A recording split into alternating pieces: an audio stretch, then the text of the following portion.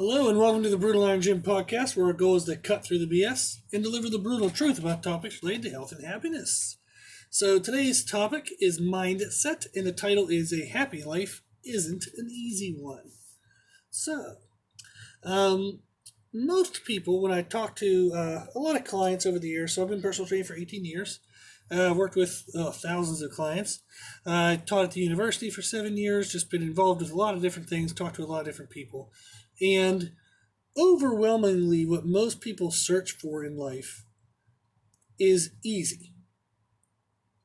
They want to kind of have reduced struggles, reduced pressure. They don't want to have things be difficult. So people search for the easiest way to diet. People search for the easiest way to kind of fit exercise into their life. People search for the easiest financial situations they can kind of find. People just search for easy. But easy doesn't lead to happy. A lot of people think it does, but it doesn't. It definitely doesn't. So, and I've learned that in my life. And I've seen people learn it in their lives, where they find out that doing the easy thing, or like searching after the easy thing, does not bring the happiness they thought it would. So an example, these are kind of extreme, but you'll get the point, is if after work I lay on the couch all evening because I just don't want to do anything around the house. I don't want to do chores. I don't want to cook. So I'm just going to pick up some fast food on the way home. I'm going to lay on the couch, just kind of like I had a stressful day, it's tough, it's miserable, I hate work, I hate my job, I hate life, hate people. I'm just going to lay on the couch, binge watch some Netflix, and that'll be my evening. And we think that makes us happy because it's easy. But it's going to lead to you being out of shape. You're not going to feel good, you're not going to look good, you're not going to like what you see in the mirror. Your house is going to be a freaking mess. Because, wrappers are left here, this is left there, dust is there, dirt is there, nothing's really happening to kind of keep anything clean. So we get dirty in the sense of being out of shape and just unhappy with ourselves, and our house gets dirty. And that leads to kind of depression, emotional stress based on how we feel and look and what we perceive others to think of how we feel and look. It leads to embarrassment. We don't want to have friends or people over to our house because our house is a mess. And in a very quick period of time, both of those can feel like they kind of get hopelessly lost, to where you're so out of shape, health is so poor, what's the point of even working at it? My house is such a mess. It looks atrocious, like the carpet's bad, this is bad, the walls need painted. There's just so much wrong that seems overwhelming. We don't know where to start, so we don't start at all. So something that seems easy and something that would make us happy, laying on the couch, getting to go home and do nothing, it does not make us happy. It leads to negative things. And then what about work at all? So people say, well, I don't want to have to go to work. Wouldn't that be easy? Wouldn't that make me happy if I didn't have to go to work? Of course not, because then you'd have no money, couldn't buy anything, couldn't go do anything. So we all know that. So then typically people say, well, I just want to do what I love for work. As long as I enjoy what I work, that'll make me happy. Well, do you think that's going to be easy? It isn't. Even if you love what you do, you still have to go do it. You still have to go on time. You still have to be accountable. You still have to pay bills. You have to manage money. There's always work. So when we say we want easy, when we search for easy, it will not make you happy. So if you've noticed in your life that you have a pattern of waiting till things get easier, or wanting for things to get easier, or just kind of assuming that easier will make you happy, has that worked? Chances are it hasn't. Every time we pursue for things to be easy, aka lazy, it doesn't lead to happiness. So we shouldn't be searching for easiness. So instead, what should we search for? What should we work for in our life? What kind of situation, what kind of environment, what should we try to set up in our life.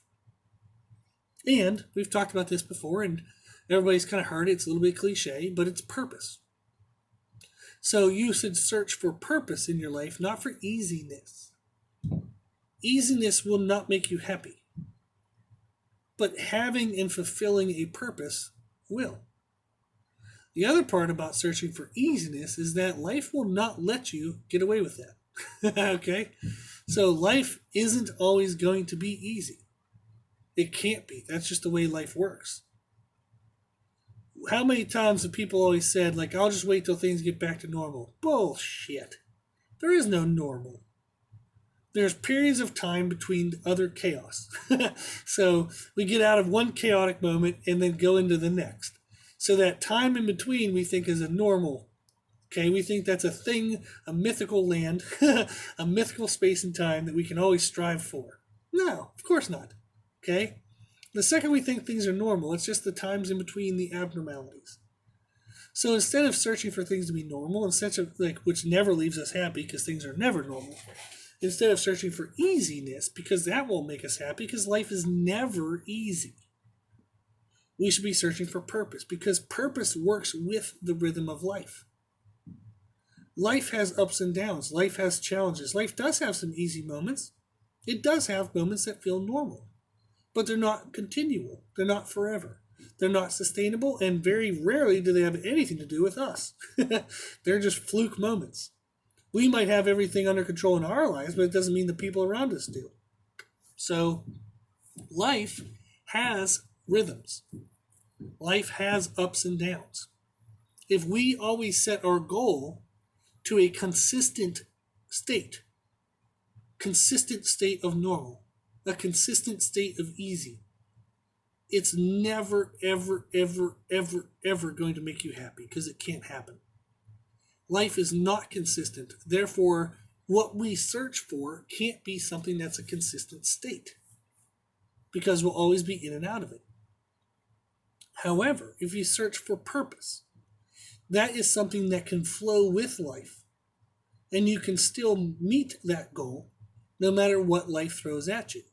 And often, a sense of purpose can allow you to be stronger in the moments that are harder in life. It allows you to be stronger when life fights harder. Okay? So when life gets tough, you get tough if you have a purpose. So, some concepts of purpose that I think are helpful to recognize is that very often people get caught up in, well, I don't know what my purpose in life is. Well, that's pretty grandiose. That's pretty large, okay? So we can have a big sense of purpose, but we can also have a smaller sense of purpose. And sometimes people need to start small to figure out what their big is. So I'm going to use my life as an example. I have a bunch of other people and clients I could use, but not to call them out on their shit, I'll call myself out. Okay? So my big purpose in life, it was something that I honestly didn't know what it was for lots of years.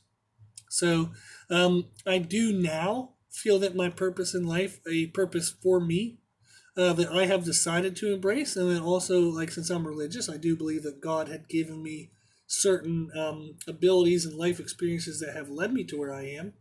So there's some things that have happened well outside of my control that have lined up to make what I feel my purpose is.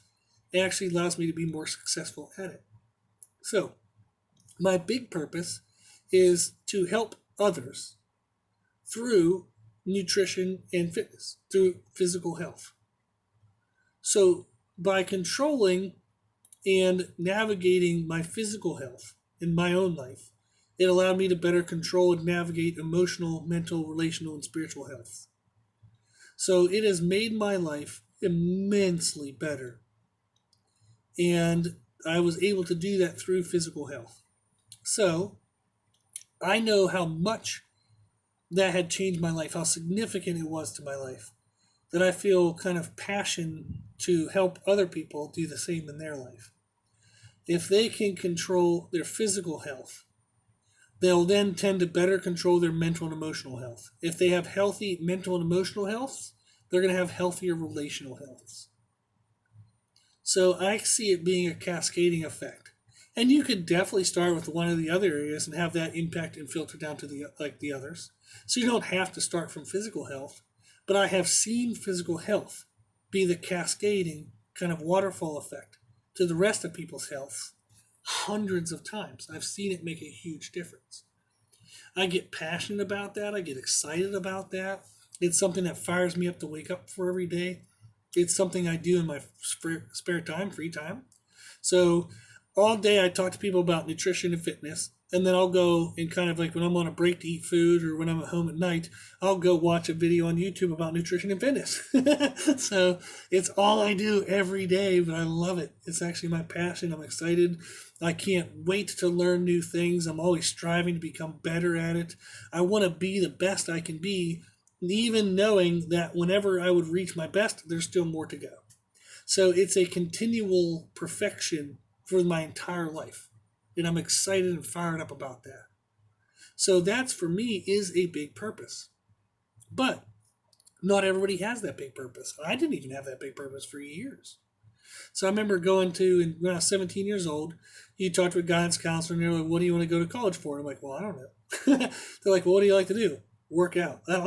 Like, that's not a job. I can't professionally work out. So I didn't know. And where I grew up, it was a very small town, very small area. I only had 600 students in our 7th to 12th grade. So in the entire school of 7th to 12th grade, we had 600 students. So my graduating class was like 60 some people. So personal training was not a career whenever I was growing up. We didn't know that was a thing. No one really mentioned it. That wasn't really something you did as a job. So we kind of had the typical, lawyer, doctor kind of stuff where they were pushing us. They were pushing us to like kind of those type of jobs, and that was kind of the mentality we grew up with. So even though I was personal training, like I started personal training at 18 years old for money, and I was doing that the whole way through my undergraduate degrees and through my graduate degree. I was doing it the whole way through that process, but I never really thought of personal training as a career. I just thought of it as a side job to make money. And I kind of like saw places and gyms and whatnot that had personal trainers. But again, I just thought that was a temporary thing people did. I didn't know you could kind of make a career out of it. So it wasn't until November of 2011. So I graduated high school in 2002. So I went through undergrad and eventually settled on health and phys ed. So I was a teaching certification, but I realized I didn't like doing all the paperwork and dealing with all the kind of administrative stuff was all bullshit. I just liked working with the kids. So if I got to teach the kids and just go home, that would have been great. But I didn't like all the other crap I had to do around it. So I decided I didn't really want to teach in a public school. So I still had the passion and desire for nutrition and training and exercise and whatnot. So I was like, well, I'm going to go to school for the grad school for a master's in nutrition. And I thought that a master's in nutrition would allow me to learn more about how to like work with athletes or work with aesthetic people, like how to make people bigger, faster, stronger, all that stuff. Well, I was insanely wrong. A master's in nutrition taught you how to feed sick people in a hospital, taught you how to run like public kind of cafeterias in public schools. It taught you how to be a food inspector at a restaurant. There was only one 3-credit class on sport nutrition, and it was aerobic based and running based. It wasn't on anaerobic stuff. And there were 0 classes whatsoever on aesthetic nutrition. Everything was on health nutrition, how to get good blood work. So I went through and got a master's in nutrition and learned jack shit about aesthetic nutrition and had one class on performance nutrition, which wasn't very good. Okay. So everything I had to learn, I had to teach myself. I have a ACSM, a personal training certification through American College of Sports Medicine. That sounds great and lovely, but that was a big-ass, really long test on the liabilities of personal training, on blood work markers of personal training, on safety and other stupid protocol aspects of personal training. So everything I learned, I had to learn on my own. So as I went through that process, I graduated. I was coming to the end of my graduate degree, and I realized, you know what, I still loved teaching. I loved teaching at the university, so I want to continue to do that. And I had an offer to do so. And then I thought, well, how am I going to continue to make money? I do like personal training, But I didn't want to be a personal trainer other places because I didn't like their equipment or structure, or I didn't like the way that their philosophies were. I didn't like how they had everything structured. So I was like, well, I'm not going to train out of somebody else's gym under somebody else's rules. And I had an offer to run a gym, but they were going to take 40% of my money. So I was going to go and make them all this money, and they were going to take 40% of it, and they were going to. I had to do all of the work to bring in the people, write all the programming, do everything, and they were going to take 40% of my income for the facility. And I thought, well, you know what? For that much, for what I believe I'm going to be able to make, and to give them 40% of that, I might as well just open up my own place. So I did. So that's how I started the gym. Was I wanted to continue teaching at the university. I loved it. I enjoyed it. I taught exercise physiology. I taught weight training classes. So it was still fitness and health related, and it made me some money. But I didn't. I still wanted to do personal training, but I still didn't know what like a good quote unquote career would be. So I ended up owning a gym and doing personal training out of it. I do nutritional counseling. So I kind of do this job, but it wasn't really anything that I had as the ultimate vision to work towards. So when we talk about having a purpose in life, sometimes you just kind of like stumble your way into it day by day. I didn't have a goal in mind and then worked my ass off to come meet that goal. I didn't know I wanted to be a gym owner when I was 17, 18 years old. I didn't even know I wanted to be a gym owner until November of 2010. That's what it was. So November of 2010, I decided to open a gym. In February of 2011, 3 months later, it was open. But that was it. So I didn't know I wanted to be a gym owner, and I still am kind of deciding every day what I want to be. So my purpose really just had to be, what do I love to do? And I loved helping people through fitness and nutrition and exercise, and I just continued to keep that as a part of my life in different ways. Whether it was, going for a health and phys ed degree, thinking that being, a quote unquote gym teacher would have been a good way to do it, but it turned out that that wasn't the way I wanted to do it. I then went into a master's in nutrition, but found out the professions that offered wasn't really what I wanted to do either. I then, like I said, kind of like taught at the university, which I really enjoyed, but it didn't financially make sense in the long run compared to running the gym. So I just kind of knew what I liked to do, but didn't really know the avenue in which I was going to do it. I just kept kind of trying new ways, trying different things. Sometimes they worked, sometimes they didn't, and I'd move on to the next one.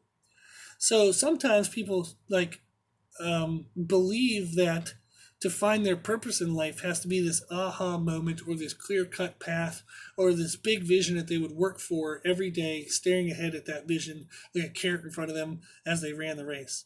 I don't think it's that way. I mean, I've met people that have had that, but it's very few and far between. Really, it's just, what do you want to do every day? What fires you up? What motivates you? What do you like to do? And can you make any money at that? Can you do that?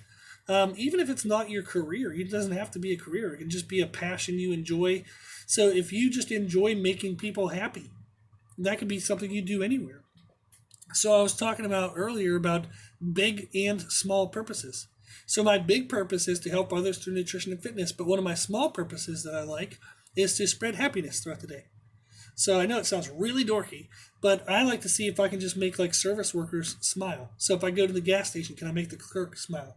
If I'm at the grocery store and the person looks bored to death and they're just like dead-eyed scanning groceries on the scanner, can I get them out of their funk and make them laugh a little bit or make them smile or make them get, maybe ask them a question of how their day's going, just make somebody feel significant. So can I give a positive effect into the world and have that then ripple across everybody I meet throughout the day? That's one of my purposes. It's a really small purpose. I can accomplish that, each moment of every day. So it's something small I do, and I just enjoy it. So I do other small things too. But that's an example of like a big goal that I have, an example of a small goal I have. So that's kind of, to me, what's going to make life happy is having those big and small goals, those big and small purposes to each day, to your actions. And then you can set them up for daily, weekly, and monthly. So I have daily goals that I track on my phone. So I've talked about those in different podcasts. But I have 6 things I do every day that I try to do, that I think if I do these 6 things, I will have a successful day every day. I don't get them done every day, that's for darn sure, because I purposely pick things that are challenging to do, not easy to do. So I pick things that are challenging for me to do every day because if I do them, I'm going to feel accomplished and I'll be successful towards my goals in life. So I have daily goals. I have weekly goals. So I have weekly things that I track in the business because if the business is growing, then I'm influencing more people and helping more people through nutrition and fitness. So I have business goals I track every week. And also, those goals, when met, represent that I am supporting my family well. I am showcasing the gifts that God has given me well. Then I also have monthly goals as well. So I have business markers that I check every month and try to just see how I'm doing every month on reaching the world through my large goal, my large purpose of helping others through nutrition and fitness.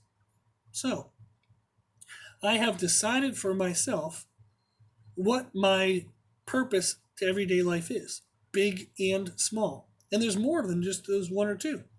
So there's 3, 4, 5 things I try to do every day and just makes me feel like I'm happy and I have kind of worth and value in the world. And I just kind of am enjoying if this is truly the only life I'm going to get, or at least it's the only one I'm aware that I had. You know, will I get to the end of this one and feel fulfilled and happy and feel like I had a good experience? If this was the only life I was going to have, am I going to be happy with the one I had? Am I going to look back and say, hey, you know what? I made a ton of mistakes along the way. I kind of figured it out late in the game, but if this is the only go I had at it, I'm pretty happy with how it went. So that's my goal. So that's kind of a big vision I have. So if you think to yourself is what are you waking up for each day? What are things that you enjoy every day? So if you have kids, do you enjoy just making your kid a better person? Not only making them smile and happy every day, but maybe making them cry and angry because you're teaching them a lesson that's going to help them be a better adult, a better person. You don't always get to be a friend to your kid. Sometimes you have to be the big meanie. But is raising your child, is that your purpose? If so, that's great. That's fantastic. That's wonderful. That's amazing. It's a wonderful, wonderful purpose. And the rest of the world thanks you because your child won't grow up to be a dumbass and be a pain in the ass for everybody else. So it's an amazing thing to have that as your purpose. And that can be something that makes you happy. It isn't easy raising good kids, but it does make you happy. Okay? So think about what it is every day that you enjoy. And it might not always be something that makes you happy every day to do. So it's not easy and it isn't day to day happy. But over the long run, it is worth it. It gives you value. It gives you a sense of purpose. And that will give you a happy life. So you don't need to be happy every day to have a happy life. Life does not need to be easy for you to have a happy life. You just have to have a purpose and you have to try to fulfill it. So having a purpose and then searching out how to be your best at it is what I believe will give everybody a happiest life. Is not only do I have a goal of my life, a vision, a purpose behind what I do, but am I trying to be my best at it? Maybe not every day. It's okay to take days off. But in the grand scheme of things, am I progressing and getting better on a regular basis? Searching out how to become your best at whatever it is that you like to do. Aiming to become and better your best. So become your best, but then continue to better what your best is. Doing that provides a reason for you to fight through the struggles of life that are inevitable. So he said, if you aim for an easy life, that will not make you happy because life is never consistently easy. If you wait until things are normal for you to be happy, you will never be happy because life isn't consistently normal. But you can meet your purpose every day. Do something towards your purpose every day. Some days big, some days small, some days you miss it, but you're going to pick it back up tomorrow. If you fight for your purpose, it'll allow you to continue that fight through the struggles of life, the ups and downs. Okay? So don't wait until there are no struggles in your life to be happy. Find a reason to work through the struggles, to be present in the struggles. Okay? So whatever your purpose might be, it can literally be anything small, just something that makes you happy every day, something that you feel makes others happy every day, even if it's just to make service workers smile. Even if you're not sure what your big vision is, just do every day something good, something that makes you feel accomplished per day, and it will eventually lead to something bigger. Find a pattern, see what's most common among what you do. So I've talked to people before, and they maybe had 3 or 4 different jobs, and they found that what they liked the most about their jobs was getting to talk to coworkers and kind of be a counselor in a sense. People always told them their problems. They enjoyed trying to figure them out, trying to help people become better. So all of a sudden now later in life, they find out they want to be a counselor. So maybe they didn't figure out their purpose until they're in their 30s, 40s, 50s, or 60s. But that's okay. Life is a journey. Life's an experiment. You just try day to day to just see what you can do right and minimize what you do wrong. But a happy life does not come from an easy life. A happy life comes from a purposeful life. Okay? So don't search for easy. Don't wait until things are normal. Just do every day the best you can with whatever the hell you have that day. Okay? So if you're struggling in life and you maybe feel a little depressed, a little sad, or if there's something about this podcast that struck you, and you would like to reach out or help or just have somebody hear your voice, email us at brutalironjim@gmail.com. Okay? So we're happy to help. We're happy to talk. We're happy to help with ideas, anything you need whatsoever. So thank you for listening to this. And I hope in some way it's kind of reinforced your drive for purpose, or maybe kind of woken you up to the fact that you maybe need to find one. So if you need help in any way, our email is brutalironjim@gmail.com, and thank you very much for listening. If you like the podcast, please share it with family and friends. The more people we help, the happier the world will be. Also, if you like this information, you can find more from us on Instagram, Facebook, and Twitter at Brutal Iron Gym. And if you have any questions, feedback, or suggestions, we'd love to hear from you. The podcast is for you, so we want to know what you want to learn about. You can tell us at our email at brutalironjim@gmail.com. As always, I hope this was helpful, and thank you for listening. And thank you for watching.